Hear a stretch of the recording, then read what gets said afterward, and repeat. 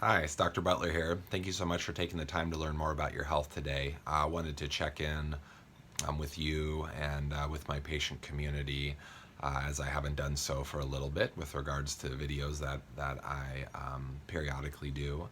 And first of all, just want to say how thankful and grateful I am to be able to be in this position right now in healthcare. Uh, Being able to support individuals. It's obviously, as I'm noticing, a very challenging time for my patients, both physically, both emotionally, and I just feel blessed and fortunate that I can show up every day and be present with people and be able to listen to where they are, to be able to give them access, and be able to strategize together a on an option and a plan to move forward into positions of feeling better, to move forward into positions of prevention, and I just learn so much every day from my patients that like I mentioned, it's a blessing to be able to do that right now, especially in the midst of a lot of challenges that are being posed. So it's again, thank you for allowing me to do that and be part of your life, really. So I wanted to just touch on a few concepts just relating to our present health challenges, both from a personal standpoint, both from a public health standpoint. There's a lot of moving parts happening. Things seem to be constantly changing, so it's oftentimes hard to feel like you have a good foundation on where things are at. And my the point of this video is to give you again my thoughts and my opinions on where you have the most control and the most power right now with regards to your personal health, to be able to have an impact, both on how you are feeling, how you are doing, and then the influence that you can create on the greater environment around you, with regards to your community and people you care about, and so on and so forth. So beginning in the principle that you are your greatest asset, you are your uh, your individual decision making gives you the greatest capability to achieve um, the most optimal state of health that is presently available. Now, there's always like fantasy, and we're sold a lot on principles of anti-aging, of we can make you feel like you're whatever age. So when I say optimal is not necessarily, it can be a vision of some, I don't want to call it that a fantasy, but a vision of where you would like to be. But optimizing health is about working in the present, working now to achieve the possibilities that your existing physiologic state is capable of. What that means is that people are capable of improving, of healing, of getting better, of feeling better. Um, and the steps that are needed in order to achieve that reside within your present decision making. It is not outside of you with regards to the nuances of the medical model, the nuances of finding the right medication, finding the right herb that's going to fix you. I always like to remind my patients that health is not in the bottle. Health is in you. It's in your choices. It's there. The capability is there. It just has to be cultivated. Um, it has to be tended to, like a garden, or anything that needs to be. It has a potential, but it has to be tended to. You can't just come in and just fix it, or just plant plant everything when it needs, when it's already ripe and you can pick it right away. Um, so how do you tend to yourself? How do you tend to your health? How do you tend to your self-care? And why is it really important? I mean, right now is just so much, it's just real heavy right now with everything going on. And, we can a lot of times forget as I witnessing in my patients, the importance of your decision making. It's so vitally important what you choose to do in each aspect of your day that I I think we're missing the understanding of that decision making leads you in different directions. And while we might not feel like we can make any real strong decisions that are going to have us, large impact and create some, satisfaction of, like I'm going to do this and it's just going to make it better. It's like it's fairly limited right now in our ability to do that. But you can decide to go on a walk. You can decide to make a nutritional choice that makes you feel better. You can decide to go to bed early. You can decide to hydrate your body. You can decide to work on your breathing. You can decide to be present in your relationships and in conversations that you are having.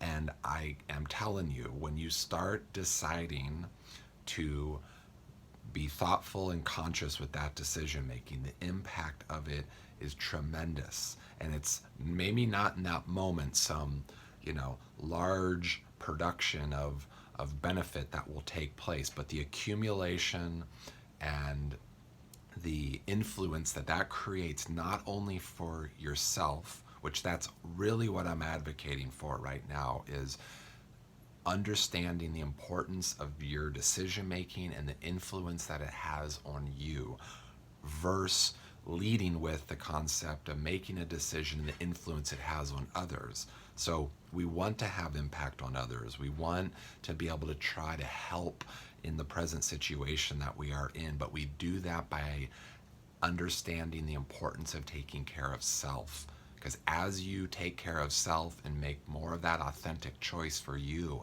and improve your state of function and vibration and awareness, the influence that you will have on those around you exponentially starts improving.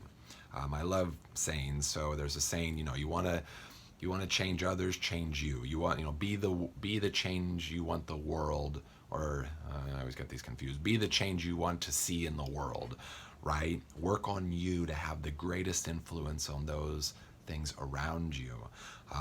So being thoughtful with that self-care routine, really working to give the body what it needs and what it really wants to be able to be at its best possible position right now. And give yourself a lot of grace, because based on your health history, based on your obstacles, based on so many different factors, dictates how much you're going to get off of that and how fast it will come. But it's just like, again, that garden, tending to it, in the right environment with the right set of circumstances, you tend to something, man, it can really grow and fabulous and beautiful things happen. Other gardens take more time and effort just because the soil's more depleted or things haven't grown there for a long time. So you have, patience is essential at reminding yourself that the choices I make are in line with authentic, health, authentic states of function. And I'm going to trust in that process and give myself the time to be able to observe that and then get excited when I see it. When you tend to something, that little seed sprouts up like, whoa, look at that. That's awesome. And understanding that little seed can turn into that majestic tree with this bearing fruit off of it. And, awesome things occur from that. But it's the tending to it. It's the consistency. It's showing up day after day and relating your decision to the importance of that. So that physicality, the physical body, this body is a vessel of ours to help us move through this spiritual experience. It's also a vessel of ours to give us an opportunity to feel within a balanced state, so we can work on our thinking, so we can work on our beliefs. You want to feel well physically so you can escalate up into the mind. Remember, mind-body connection. Don't just stop as you start to feel better physically. That's inherently why we backslide, why we fall off the boat, why we get outside our margins. We start to feel better, and then we kind of just, stay within the same level of thinking. And the traditional response to that is then we kind of start, again, acclimating or getting pulled back into old habits, behaviors, decisions, associations that will tend to lead us back then into a feeling of being overloaded or stagnant. Uh, so feeling better physically, making those choices and decisions leads us to be able to start questioning our thinking. How do I think about things? Why do I think the way I do? How do I approach my relationships? How do I approach my adversaries? How do I approach people I disagree with? How can I continue to be able to evolve in my level of thinking to do my best to understand others, not in an effort to agree with them, in an effort to be able to have a strong influence over them, but in an effort to be able to get to a place of awareness of your surroundings. When you're more isolated from it, when it's hard to be and it's hard to look at things, when it's hard to understand why others do what they do, it creates a very reactive system, a very responsive system. You stay in a state of fight or flight thinking that is breaking down the system.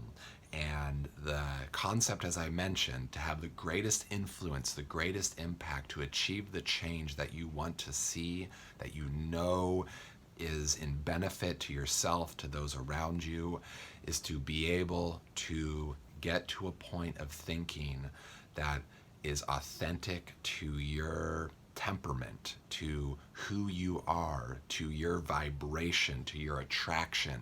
When you're in that position, you can do very powerful things to influence the environment around you, to influence people around you, to achieve the vision that you feel is best for what is going on in this time. So that I look at it as a formula, right? That your decision making is this really important principle as it relates to initially this physical body of yours and your routines, and what does your routine look like, and what decisions are supporting your self-care routine, what decisions are creating obstacles for you, and continue to educate yourself around that and see the importance of it, with an effort to be able to give your physical body, this vessel that you're in, the strength to move up into your thinking, to get more authentic within your thought and belief processes, and achieve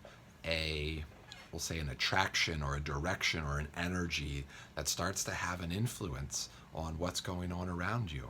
And then I always love to tell you, then you have to detach from how that energy is going to have influence, because you're not in control of that. You're just in control of your own decision making and the choices that you're deciding to do at that time. And it can feel very authentic and very powerful, but then you're detached from how it will influence things. You just have to keep showing up to that. If you show up and enter the day through that door, great things happen. I see it all day long with my patients and individuals that are really committed to that process. It's a hard process. It's not easy at all. It's essential. It's very important. I always like to remind you, but don't take it so seriously. Things are very important, but just the seriousness that we stay in. Remember, it's stress. It's a reaction in our system. So keep it light. Have fun with it. Give yourself the opportunity to feel better by becoming conscious of your decision making. I really want to emphasize that message because it's important. Because you're important.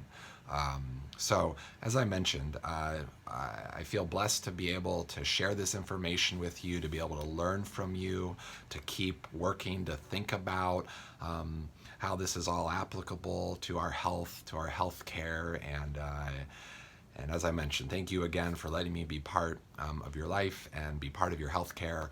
And I hope you have a wonderful holiday season. And I'll look forward to seeing you at your follow-up appointment or the next time we cross paths. Have a great day. Thanks.